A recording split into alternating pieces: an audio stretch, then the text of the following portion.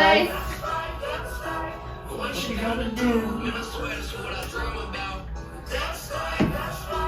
Baby, I'ma spend it all with you. Yeah. What you gonna do? Everything is jazz and Stockton. Baby, I'ma spend it all with you. Please get a standing ovation. 100 big bitches in my dressing room waiting. A lot of blood for this fucked up nation. Fucked up nation. That's right. What you gonna do? I wish you could stand on the truth. Welcome to That's Life Podcast, Episode 7. I'd like to thank everybody that's been listening to this podcast over the last 6 episodes, now going on to 7, and I'd like to welcome all the new people that are just tuning in, and I'd like to just give a brief refresher on what this podcast is encompassing, what we're touching on. So in general, the podcast is about topics, that's life, so topics that we encounter on the day-to-day, things that we maybe aren't necessarily too thrilled about, how society's going, and then just mindsets that we can hold and action steps we can take in order to maneuver through life a little bit easier, and also just kind of to create a community of people knowing that we're all in this together, we're not alone, we're trying to make the world a better place. And this is one of the areas that I'm doing this in personally, is through podcasting, bringing awareness to certain subjects, giving my viewpoint on it, relating my experiences, and then that relates into what today's specific topic is, which today's topic is vulnerability. So through this podcast, I try my best to be vulnerable and share my own life experiences and mindsets that I hold.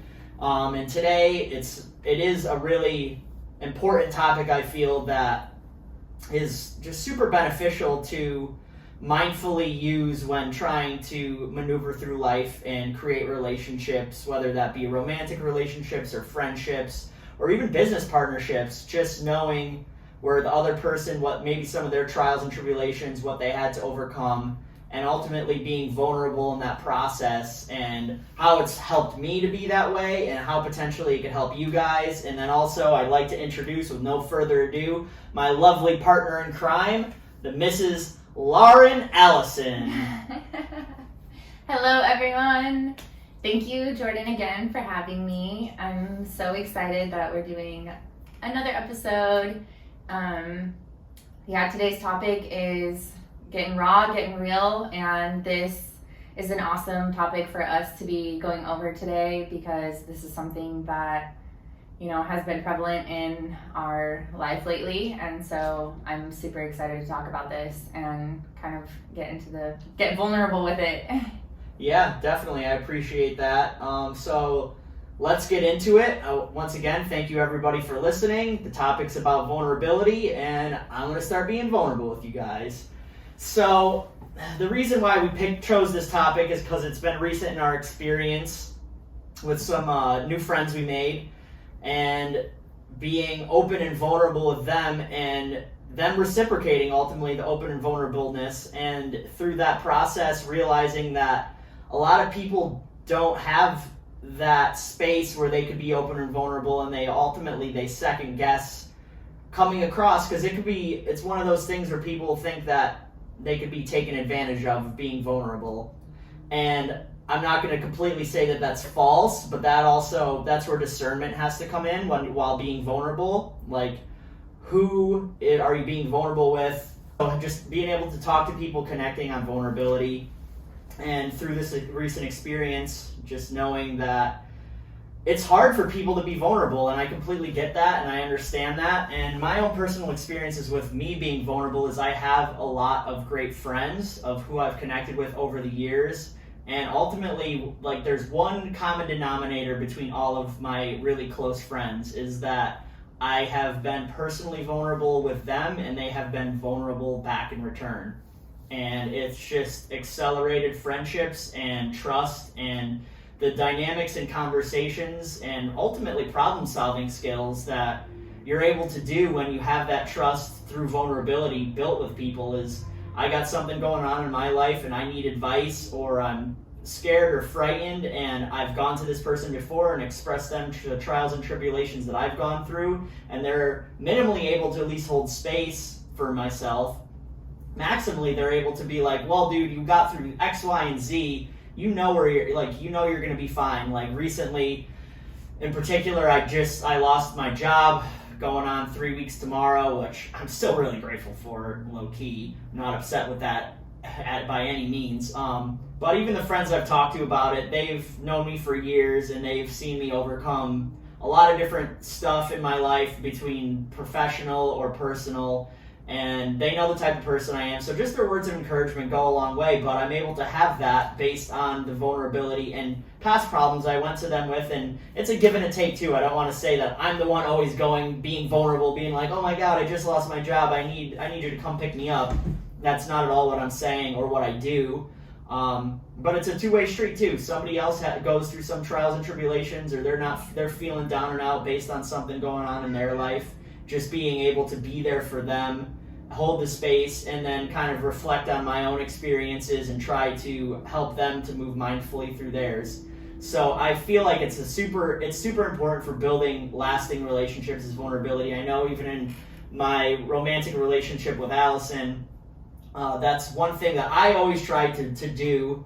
I'm not going to say I was always the best at it for different reasons in our relationship, but I was generally always as vulnerable as I could be based on my current understanding of the world at that time. I think we're at an all-time high right now for the vulnerability we're sharing with each other, and I'm really grateful for that.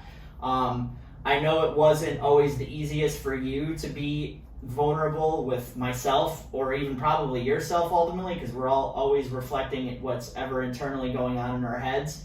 So I just like to get your viewpoints and where you stand on the vulnerability that you have in your life experienced. Yeah, so being vulnerable is something that I wasn't really faced with head on or noticed, I guess, until I was in treatment. I remember at one of the classes that we took, we did a workshop, and they showed us a Brene Brown TED Talk, actually, and it was talking about guilt and shame and brought in vulnerability. That was a big topic. And I didn't really know at that time that I had not been letting myself be vulnerable. I mean, I might have known, but it wasn't something that I even really thought about until then. And I was like, yeah, I definitely am not vulnerable with people. And I think that just came from my childhood. I don't think that I was taught that with my family. I don't think that they were very vulnerable. It was just, we dealt with a problem. We didn't deal with the problem. We would have problems and then just kind of ignore it and then move on with it. And we didn't ever really have there was a lot of love, but there was not that vulnerability of, talking about insecurities and talking about things that, are most vulnerable. Like my dad, for sure, he's like, men, I think, have it harder because they are, it's like, be a man, like man up. And you are supposed to ignore a lot of things because you're a guy. And so for him, he definitely was never vulnerable. And I have only seen my dad cry probably like one time in my life. And I'm not saying you have to cry to be vulnerable, but you're in a vulnerable state at that time. And then with my mom, she's like a lockbox. She is full of just hold everything in. And so for me, I think I was taught that at a young age to not really be vulnerable. And I think maybe I tried to, but I just wasn't dealt with properly, and not the way that I felt like I would be vulnerable. I would try to, and then either things would, get shut down, or like I would be made fun of, or I would just get ignored completely. So I think that set the tone really for the rest of my life, that I just stopped opening up to people, really. I equaled vulnerability equaled getting ignored or getting by, like nothing. I didn't feel like I was seen or heard. And so I was like, there's no point in me being vulnerable. And so that was, even as a child, I had trust issues with everything. I always second guessed everyone's intentions, and that definitely bled into adulthood. And so even with friendships and stuff, I was never vulnerable. I always would make friendships and it would just be very surface level. I had a lot of friends, quote unquote, a lot of friends, but on the level of real, true, genuine connection, friendship, and love, there was none of that. It was just very surface level. I had a lot of party friends. I had a lot of friends and I'm not saying that the people that I was friends with weren't able to, some of them, I feel like looking back now, they are genuine people and I would have been able to open up to them, but I just didn't let myself. And not all of them, some of them, but I just wouldn't. And I just always thought of myself as being like self-sufficient. I was, good on my own, like me, myself, and I was okay with that. And so I just locked a lot of stuff inside, and I feel like I tried to be or come off as like this super strong individual who like didn't need anyone and didn't need to ask for help and didn't like, I hated asking for help for anything and opening up about like my real true feelings, because I think, like you said, I wasn't being vulnerable with myself, and I don't think that I was really being honest with myself. And so until I don't even know. I mean, I might have started to open up like tidbits here and there for people throughout my life, but I would definitely pick and choose. It wasn't like full guard down vulnerability. Like I would pick and choose what I was vulnerable about, like things that were less, like I'll give them this little information so that it's like a facade. I'm like, you think that I'm being vulnerable with you, but I'm not really like completely letting my guard down. So it would be like, I'll be vulnerable with you about this one topic, but if it doesn't go my way, I'm not going to be heartbroken. So I was like still safeguarding myself. And really until even in the beginning, I wasn't vulnerable fully with you. I was still like vulnerable with you in certain aspects. Yeah, I was going to say, I feel like you were vulnerable in a lot of aspects, and then that might have been kind of the mind fuck of where you were at with the being vulnerable, is because you were, over time, like this, we spent a lot of time together over a short period of time, and we did talk about a lot of stuff. We talked about our childhoods and our parents, and then adulthood and like traumas we experienced, and I do feel you were very vulnerable. I mean, I'm still learning stuff about you like every day, every week, but initially up front, the way I perceived it, I was like, oh, you told me some deep traumas that happened to you, and I was just like, oh my goodness. Mm-hmm. It's like still like, wow. But at the time, like you were, but then the guard would come back up, and I think you would start questioning yourself, like, why am I being vulnerable to this person? Like, what if this person has bad intentions for me? Yep. And it started to show in our relationship, which was interesting from my perspective. Yeah, no, I definitely did, because there's certain, like I said, certain topics I'm able to talk about. And at the time of us getting together, I really do feel like, my higher self, I feel like I knew you before I knew you. Like, it's been, a crazy experience, but I did start to let my guard down and start to really have these conversations with you and be vulnerable with you about certain things. But definitely after like a couple months, it was, once it started to set in the reality of, because it was like we're on this high, I'm like, oh, I'm in love. And then it was like, oh my gosh, this is a person that I'm really thinking about, having a future with and doing things with. And then shit got really real. And so I was like, like I said, I could be vulnerable and open up and everything like that, but it was in little bits and pieces here and there. I never really had to let that like guard fully down, because prior to you, I was not in a relationship for a really long time. And even the past relationship before you was pretty short. I mean, it was a little bit vulnerable, but it was, that was just an experience in itself, but it was totally different than when me and you got together. It was just like, okay, like our lives are colliding, and like they had a lot, going forward together. And I was like, oh shit, like my image started cracking of what I was putting off to the world. And to you, I was like, oh my God, like I'm letting this person in to the realest, rawest parts of my life that I painted this pretty picture of what I thought, of what I wanted people to see me as, and me letting you closer was like, oh shit, like he's gonna see that I'm not perfect. Like I am not this, I don't have it all together, and I am scared shitless, I don't know what I'm doing in life.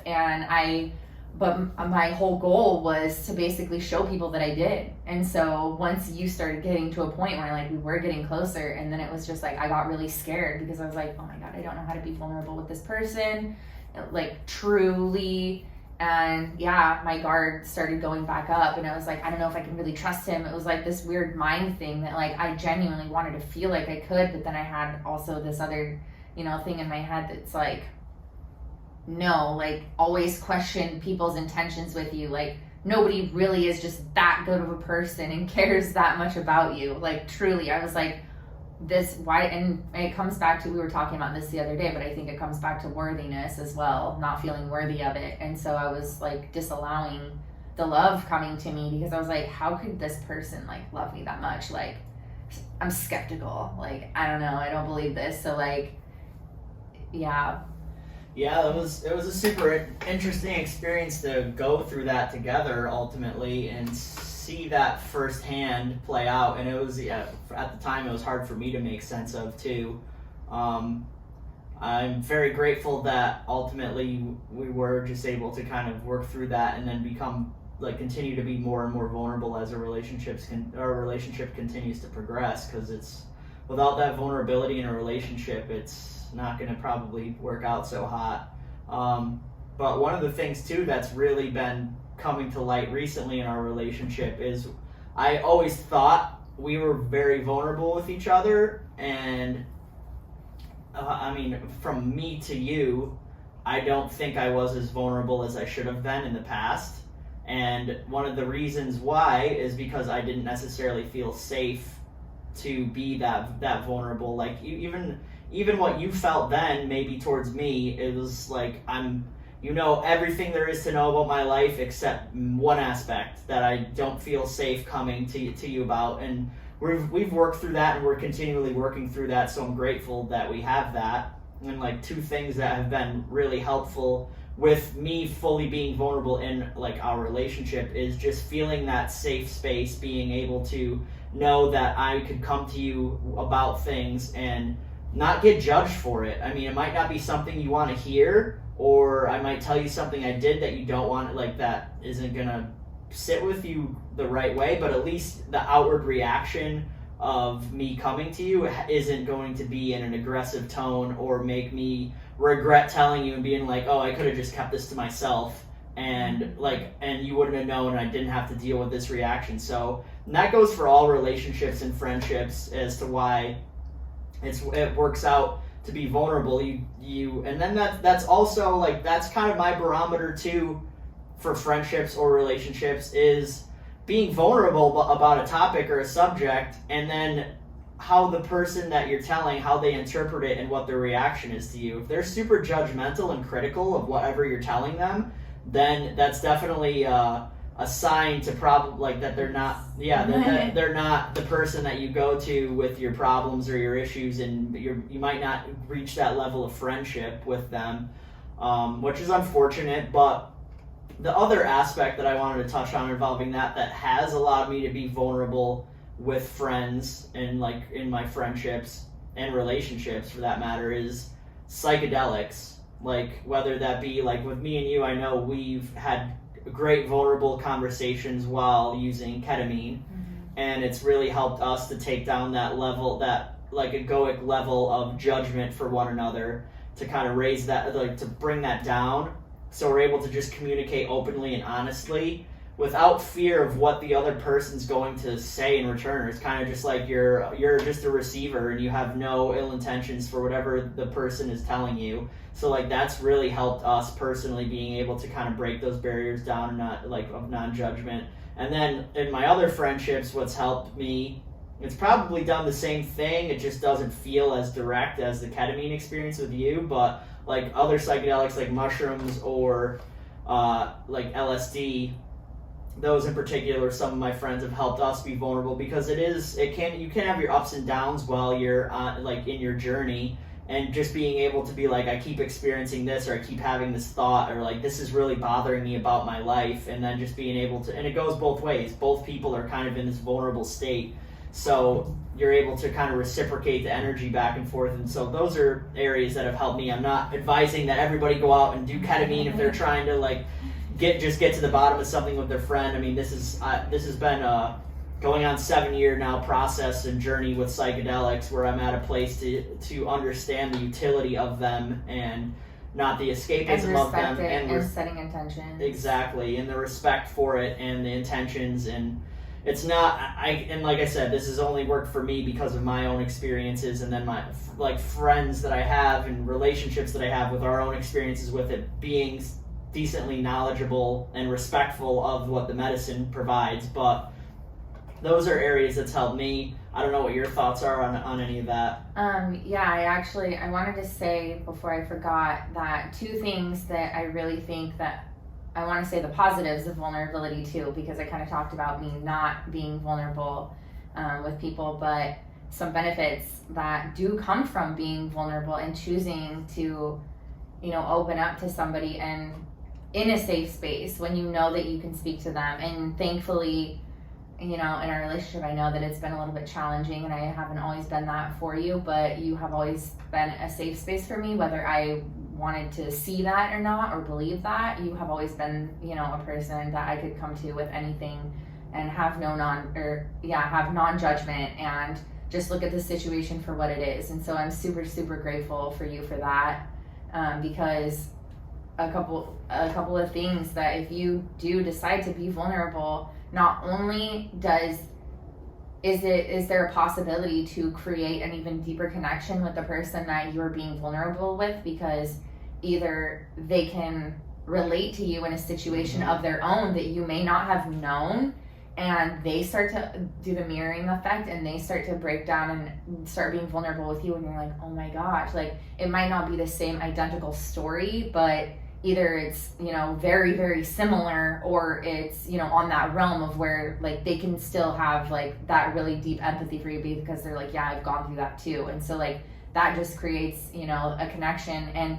And you might not, so many people, there's so many people that you might not even really know. Like there's so much stuff that, people keep inside that once they start to open up, like I said, you're just like, wow, like I feel really connected to you right now. And that's really what we're seeking, is that connection with other people. And we might not even know it, but when it comes and it gets there, you're just like, this feels so good. And so, being vulnerable and sharing your story might really help somebody that, isn't quite to the place of being ready to share theirs or acknowledge theirs. But once they hear yours, they can let theirs out, and they can not feel so, whatever emotions that they're holding on to with that event. And so I think that it's a really, really great thing for that. Yeah, it is a great thing for that, and I appreciate everything you just said, and thank you for like acknowledging the space that I was trying my best to create for us, and I appreciate you as well for creating that space in our relationship. I think that it's super important. And like one of the things that I was thinking of when you were talking is, I feel like people have an issue being vulnerable because they think they're going to get taken advantage of. And from a male's perspective, I guess you can get like beat up, but mostly at this stage of most people's lives, my life in particular, the only real thing that that I could relate to maybe thinking you're going to get taken advantage of, being vulnerable, is like financially. You think somebody's going to come in and they're going to be vulnerable and sing you a sob story, and if you're in a place where you could potentially help them financially, they might ask you for money or ask you for some sort of investment, and you don't really know the person, and you're going to give them this money in hopes that it improves their life, and then they kind of just dip out on you and you're out thousands of dollars, and then you're asked out and you're upset about that. But I think that's very easily navigated with discernment. Like, that's where if somebody's coming and asking you for money, it's very easy to be like, well, why don't you have your own money? Like, I always remember one of my father's most famous things. He was very tight with his money, and any time anybody would come and ask him to borrow money, then he would go, well, why can't you go to a bank and get a loan, even if it was for a business idea? He was always just, which I'm not going to say I'm that tight, but that always stuck out in my head as to why, like, the discernment that's required. Like, not, if you know somebody for years, you know whatever they're going through, you're already on the level of vulnerability, they come and ask you, they need money for something, like, that's up to you. But that's where I feel like the initial connection, meeting new people, being vulnerable with them, like, that's kind of the only fear that really sticks out in my head about being vulnerable. But I don't really think that's something to fear, because it's, like I said, somebody comes and asks you for whatever it is, a certain financial amount, then there's just a series of, like, questions. And me personally, like, I'll provide positive input back into them as to, like, why they don't need to borrow money from me. And I'm like, well, like, what? Like, and we'll get to a why of why you're at this place in your life where you're coming to me and asking me for some sort of financial benefit. And that's always been silly. And I have been taken advantage of in the past with financially from, like, one instance, even before I did this podcast, that came to mind was there is a barber in New York City that I went to, and he was supposed to get me something, and then that fell through. And I remember initially, even when I told him, I was like, bro, if you can't pay me back, you could just give me free haircuts. Like, I don't really care too much if you pay me back the money. I have to get my hair cut, so I'll be seeing you every 2 weeks anyway. So if you got $300 now, I guess you'll owe me 10 haircuts. And eventually, it worked out for the fact that I got all the haircuts and everything was fine. But I really think that it's the financial aspect of being vulnerable is very easily manageable with discernment, knowing people's intentions, and then also, like, knowing your boundaries. And just telling somebody no, like, no, I'm sorry, I don't have it like that. I can't just give you the money for that thing or for your business idea, but like, I care about you and I'm down to try to help you get that because you have a valid cause or whatever it is. So I don't know if you had any similar experiences or thoughts that you'd like to share on that. I was gonna ask you if is money, is that one of your vulnerabilities? Because I'm like, that definitely isn't the first thing that would come to mind, like, for me personally. So I'm like, is that like an individual thing, like, for you that you have, like? I don't think so, because I'm looking at it from, like, a male vulnerability perspective. It could be, I'm sure there's my own experiences are reflected into that. Yeah, but I don't, like, what is another dude going to take advantage of a dude? Like, sure, I'm like, if the dude is sick and perverted, he could date rape him or, like, do something like that. But yeah, I mean, yeah. That's where I don't. There's other vulnerabilities can be, like, just talking about your feelings and then somebody being like, oh, cool. And, like, not acknowledging it, like, that will kind of probably make somebody feel like shit. So I guess maybe we're thinking of vulnerabilities in, like, different. I'm thinking of it in a broad perspective. Yeah. There's multiple different ways of being vulnerable, and, like, yeah, I definitely don't hold that fear. Like, if I'm vulnerable, if I've talked to somebody enough and they've given me the vibe that they could probably receive what I'm saying, mm-hmm. I don't remember a time where I was in a place where I was vulnerable and it wasn't received. If it ever happened, there might have been multiple people in a conversation, mm-hmm. and if there was 4 people talking, but the other, like, 2 out of the 3 people I was talking to received the message and, like, it resonated with them, and then maybe one person it didn't resonate with, and then I'm connected with those other 2 people now, and we're kind of just all, like, looking at each other like, what's this dude's deal? Like, yeah. He doesn't have anything to say, like, change the subject to something else, and then it kind of just shows the level people are at, and then, like, how to maneuver in that friendship or relationship or space that you're in with the person that isn't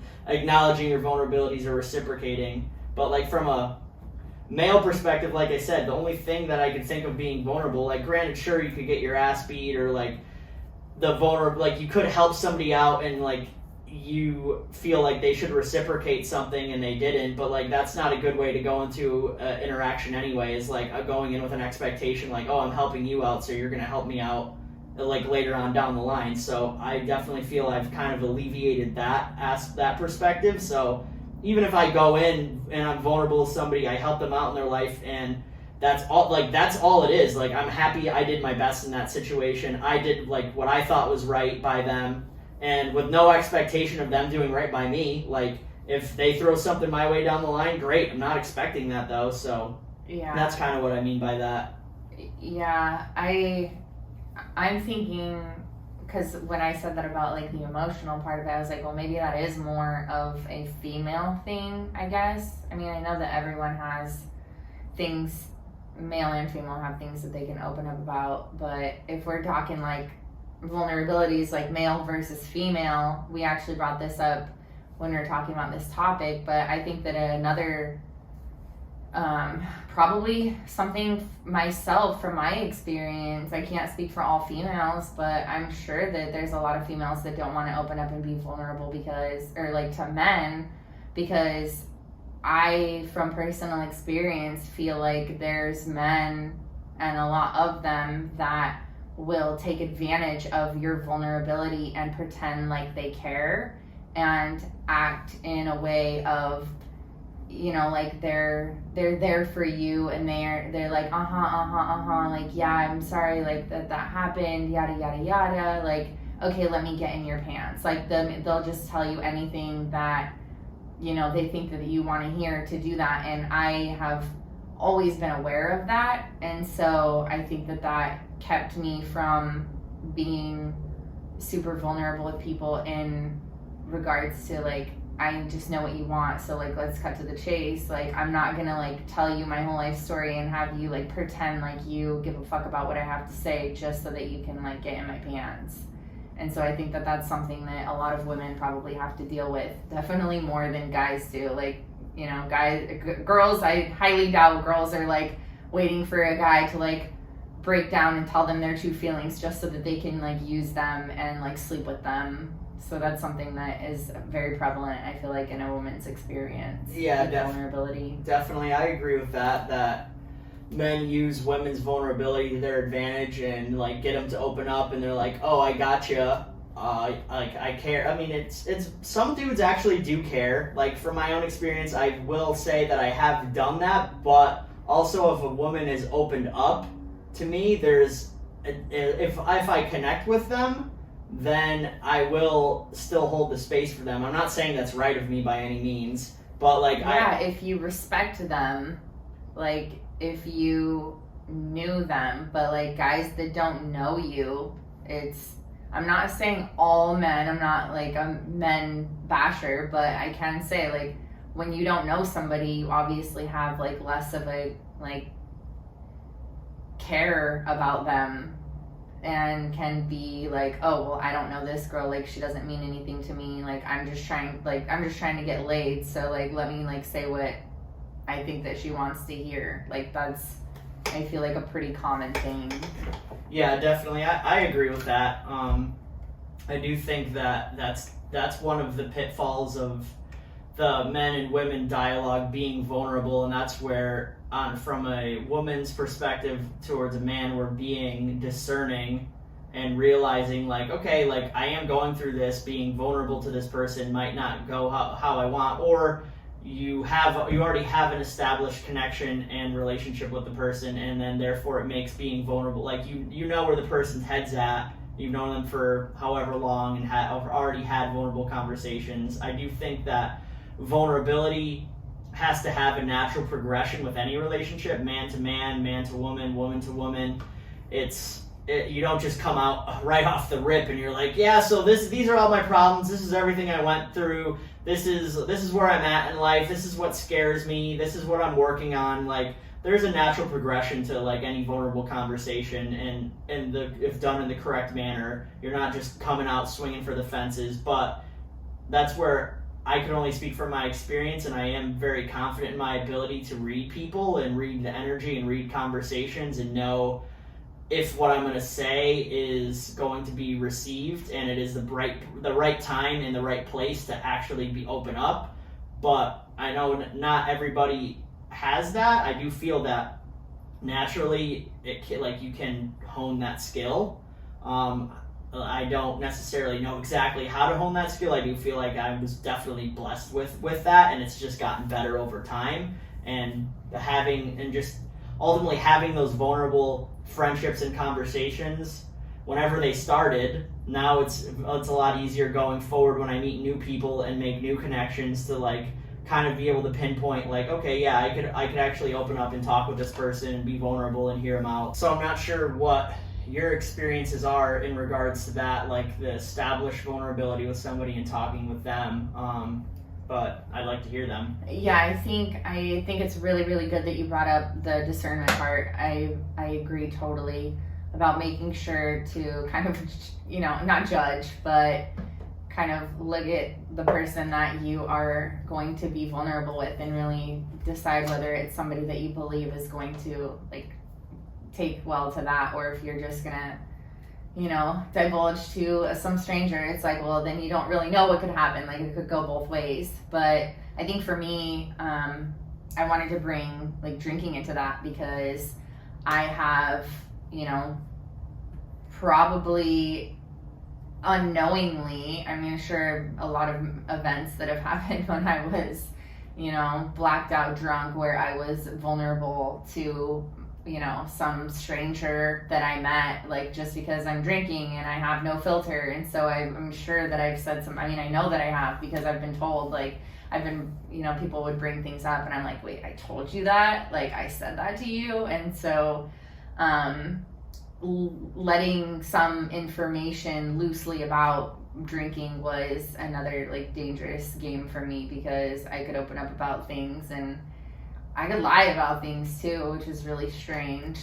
But since being sober, I definitely am better about not just opening up to anyone and everyone and thinking that, because when I'm drunk, everyone's my friend. When I'm drunk, I love everybody and I'll tell anyone everything. And that's not necessarily the proper way to go about things. But I think I probably used it maybe as, because I was keeping everything inside on a day-to-day basis and I wasn't allowing myself to be vulnerable. So I think that I was maybe not using drink, like that wasn't the reason why, but I believe that when I was drinking, that was like my time to let it out, because like we will make ourselves crazy if we hold things in and aren't able to like open up and be vulnerable. And I didn't have a therapist until recently, so I didn't have anyone in my life to really open up to about these things. So I think that I would just get drunk and go out and like tell people my life problems and just to get it out.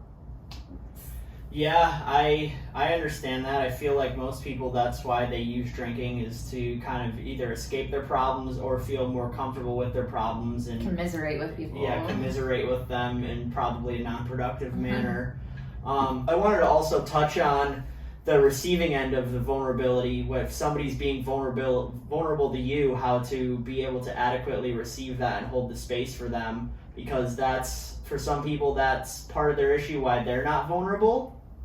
They aren't vulnerable themselves. They don't know how to accept somebody else's vulnerability and like hold that space. It can be challenging at first, definitely, but really just practicing that non-judgment. If somebody feels safe with you and they need to be heard, then just being able to receive that. And one of the things too that I'm learning in our relationship is, ultimately, after somebody's vulnerable or they're expressing some sort of emotion or distress, like asking them directly, like, how would you like me to respond? Do you just need me to hug you and like tell you everything's gonna be okay? Or would you like my advice? And letting them kind of tell you what their emotional needs are and what they were expecting out of that vulnerability, and then kind of letting that guide the way. Yeah, definitely. That's huge, because not knowing to be vulnerable, I think that not knowing how to accept vulnerability, I think that was probably, from my childhood. I feel I'm going to take it back to that, because that's kind of where we're taught that, is in our formative years. And I think that because kids, like, we're being programmed. So as children, we're gonna be vulnerable. Like, we're gonna speak up, and then how we get, the reaction from that. So I believe that, the reaction that I received was because they weren't able to, like, be there for me when I was vulnerable, like my own parents, because it was like they couldn't take it, so they couldn't, like, be vulnerable with others. So it's just like that closed off thing. So having, the ability to hold that space, and back to, like, how grateful I am for you that you have always been that for me, and me learning to be that for you, and being able to actually, like, be present and listen, without judgment, because you don't know what someone's going through. You don't, like, we all have our quote unquote problems or whatever we're going through, but everyone has them. And just knowing that, like, they're only human, just like you are. Like, you're not perfect. And so, just hearing them out, sometimes that's really all someone needs. Like, I'm glad that you brought that up too, because I have opened up to you before, and it's like, I didn't need I don't need an explanation, or, like, I don't want you to solve my problems. I just want you as, like, a shoulder to cry on right now, like, sometimes that's really just all people need. And so I think that's a really good point that you made in asking them what they want out of it, because it does help. But me, like, with our relationship and me being able to receive that vulnerability from you, and it makes me feel amazing. It makes me feel so much better to know that this person trusts me enough to open up. Like, that makes me feel so amazing. Like, they just told me that I am a safe space for them, and that just gives me more confidence, and, like, fills me up and fills my heart up. Yeah, I agree with that. Being able to hold that space for somebody is very rewarding, and I enjoy doing that for all of my friends, and, like, for you, it's nice. It's very reassuring for, like, myself to be like, wow, this person trusts me enough to come to me with whatever the issue is, and, like, wants to openly discuss it with me, and, like, I feel privileged that I'm in that place. Which, I guess, thinking into why people maybe aren't vulnerable is their own experiences. Maybe they have been, because I could see how people could get manipulated in that, knowing somebody's vulnerabilities and potential triggers, or what they're at, and then, like, you could kind of operate somebody in a manner to benefit you somehow. But I don't know, that's where I'm personally not afraid of it, because I'm like, okay, like, you'll manipulate me, but eventually, like, the truth always comes out, or you're just not going to manipulate me at all, because I'm just going to be like, I see what this person's fucking doing. I don't want any part of this.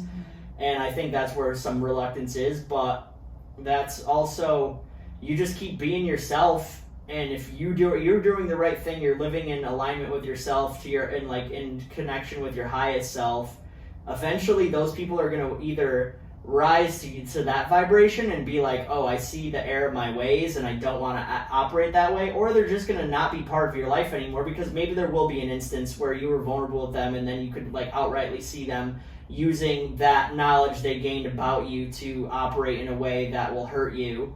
Then that's like, okay, I don't want this person in my life. They're not in my life anymore. Like, learn my lesson. And ultimately, though, the vast majority of people I was vulnerable with, I don't really think I've ever been fucked over at all, in the regards of, like, I was without something that I didn't need. Like, it's ultimately, if somebody does take advantage of your vulnerableness and you spot it, then they're just not in your life anymore, and they're ultimately doing you a favor. I'm sure there's lessons you could gain out of that, of, like, oh, what character flaw did I miss, or even to gain empathy, because you're like, this person probably did it because of how they were raised, or they were scared, or they were just in a place of where they were feeling less than, and I feel bad for them. Like, it didn't have to go this way, but a lot, like, being vulnerable, I do feel is the biggest key to a successful friendship or relationship. Is you're going to get the most out of it when that vulnerability is reciprocated, you're being vulnerable, and then even initially when the time comes and you're able to discern this is a good time to be vulnerable with somebody, because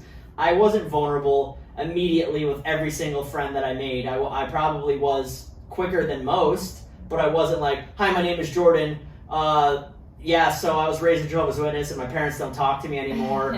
Let's be friends. Like, Yeah. I'm sure it came out, but eventually, and probably quicker than but it ultimately, people are able to kind of relate to you or see where you're at your level, what you're working through, and match that with their own vulnerabilities. And like I said, I haven't been really taken advantage of. And if somebody does take advantage of you because of those vulnerabilities, then you just don't want them in your life, and you can move on. Oh, I finally remember what I was going to say. Oh, number 2. Number 2. So, being vulnerable, the second thing that does help is, or the benefit, is that it sheds light. It can shed light on what you are holding inside and you're choosing to not be vulnerable about, and it sheds light on that, and it makes it lighter. And it can literally heal that thing within you. Because if you're holding this, you know, whether it be guilt or, shame or any of these things, and you just don't want to talk about it, you know, it's a secret, or if it's something that has happened to you or something that you have done to someone else and you're like really ashamed of it or something, and you're just like, I can't tell anyone about this, like they won't understand. Like, not only back to the first thing is the connection that you can have with somebody, but if you are able, if you know you have that safe space and that you can bring that to them and you can talk that, like literally talk it out together with non-judgment and in an open safe space, you can literally heal yourself from that thing that you've been holding inside of you by shedding light on it. And you're like, oh my God, like I feel so much better about this. Like, it's not that bad. It takes so much of the heaviness away, and it takes so much of the, you know, just burden of that thing. Yes, definitely. I agree with that. And like, speaking firsthand, being vulnerable about stuff that maybe I didn't want to tell anybody, it kind of makes you reflect on it and being like, wow, that was what I was doing, and like now I'm sharing. I probably could just go without doing that. Like, it doesn't make sense for me to continue on like having this belief or needing to hold on to that, and telling somebody else, like, you're releasing the shame, and then also because you're releasing the shame or the guilt behind it, you don't want to carry that anymore either. You're like, okay, I shed light on it. I've talked to like you about whatever I have to talk to. Now I'm glad that I did, but I don't want to have to do that again. And I've learned my lesson from how like whatever it was potentially was hurtful to me, hurtful to you, and I don't need to carry that anymore. So like, let me just release that. Like, sorry it happened, glad it happened though, so I could learn that and then like continue on. And then another thing I wanted to add as well is, I feel like one of the things sticks out, and Lewis Howes said this on a podcast with Aubrey Marcus that we listened to, that when he was he had women raise their hand and ask how often they're vulnerable with their mother, their best friend, and like how regularly, and it ended up being like at least once a week a woman is vulnerable about whatever's going on in their life. And then he did ask the same question to men, and the disparity between the men and the women was extraordinary. There was only, in an audience of 500 people, there was only like 1 or 2 men that raised their hand as to how often they're vulnerable every week with another man. So, and those people were in groups or churches or something. Yes, they were in some church groups and like together, work with priests or. So I do feel that men do have a problem being vulnerable with other men, which, like I said, the only thing that I could think of is, well, there's a couple things, I guess, like the money aspect of things, thinking that like, oh, this man's super successful, I don't want to look weak going to him with my problems because I feel like he's going to judge me for where I'm at in my life, which I understand that. But who cares though? Like, no judgment has ever killed anyone. No like, judgment has. People care so much about what other people. Yes, I agree. And then also too, at least in my experience, most people that are doing really well for themselves are pretty open to you coming to them and asking them for advice, or like, how did you get where you're at? Like, I'm struggling with this right now. And they're like, unless they're just ultra busy, which maybe they are, I don't know, it's a case by case basis, but from my own experience, people that are I would deem successful are very giving and open and like willing to receive whatever you're coming with. But it makes me sad to hear that men don't feel that they have that space. And I know it's largely based on time and the way our society is built.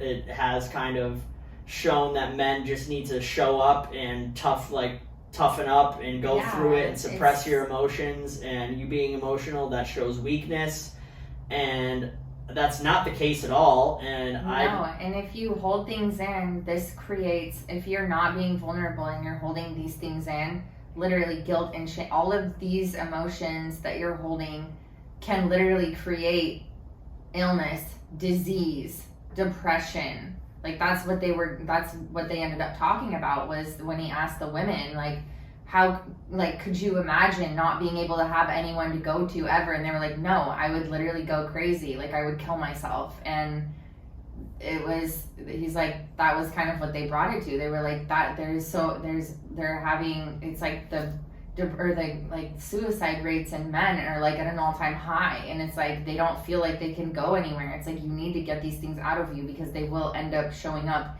in your body as something, as a disease.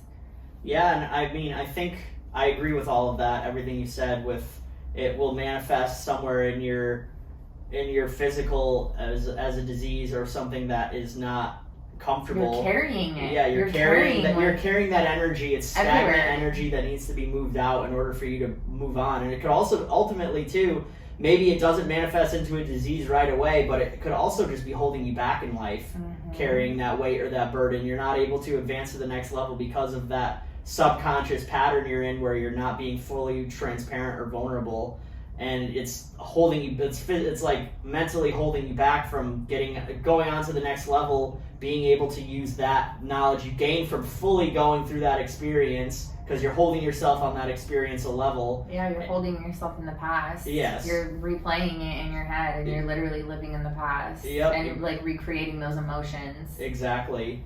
And I feel that needs to be released. And also from like a men's perspective, is that's where getting involved in like local community like outreach events and like with men's groups.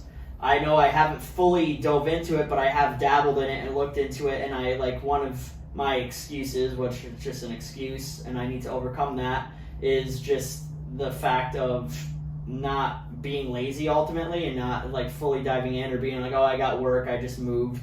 But as we're settling in here in Florida, definitely that's what I'm taking active steps to kind of build that community, or kind of get involved in a community that's already built. And I don't want any man to feel that they don't have somebody that they could go to, because that's something near and dear to my heart. Anybody that I'm friends with, man or woman, that like I've shared vulnerabilities with and a connection, I don't want them to feel that they're ever alone. And like, so that's where it's like, me personally, I take responsibility, where I'm like, I need to try to create that space, which this podcast is partially what that is at least a means to connect and be vulnerable. And then if you are listening to this and I do know you on a personal level, or even if I don't really, but we know each other, like I'm here. I'm a good safe space to hear you out and either give you a hug or give you advice, whatever you want from me. So just through this podcast, I'm trying to share that message and have the container for people to at least have something that resonates with them, and then hopefully being able to create more of an offering where you're not going to have to go years without talking to another man about your problems that could actually understand where you're coming from and then like help you through them.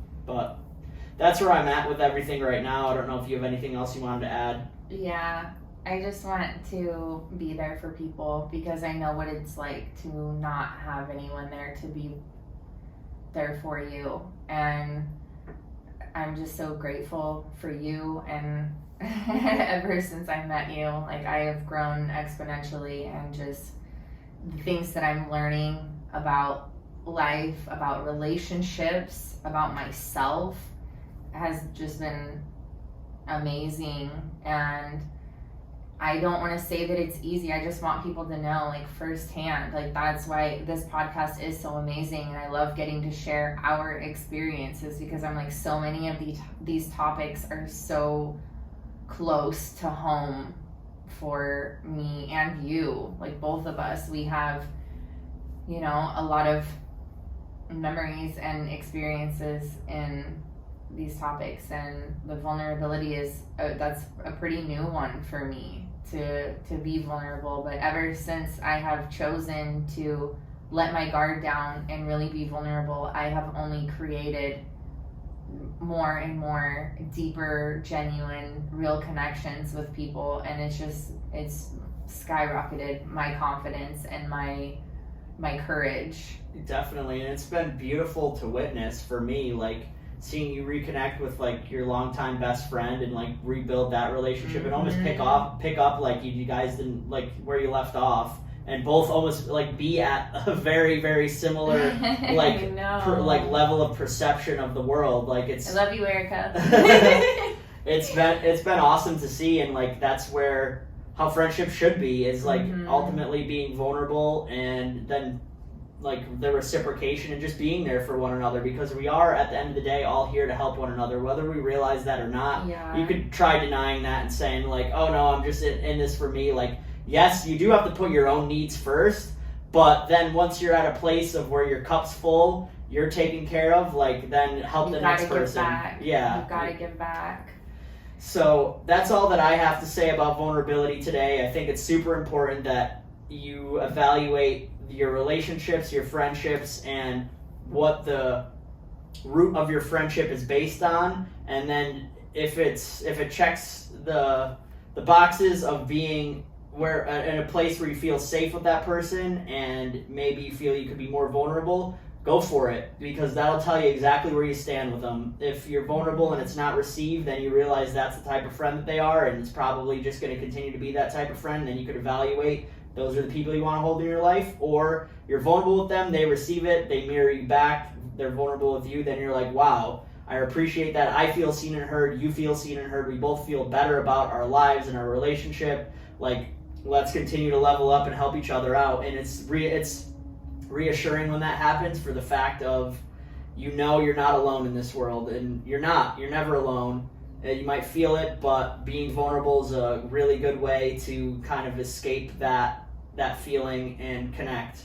So yeah, just go for it. Don't let any event in the past, maybe it be a circumstance where you were vulnerable and you know it didn't go well, don't let that one instance be the precursor to, you know, block your vulnerability for the rest of your life, because you, by doing that and not being vulnerable, is only blocking the joyous moments that you might have if you decide to be vulnerable, and you can create that connection and feel that freedom from getting something out. Like for me, I'm like, I can't hold on to something that, you know, an instance when I was a child where I was trying to be vulnerable and got closed down, and I'm like, nope, I'm never going to be vulnerable. That's not fair to the people that come into your life, that are put there on purpose and are willing to take that in. They are able to be that safe space for you. Like it's not fair for you to, you know, to block your own like beautiful experiences by just holding on to an experience in the past. yeah, definitely. And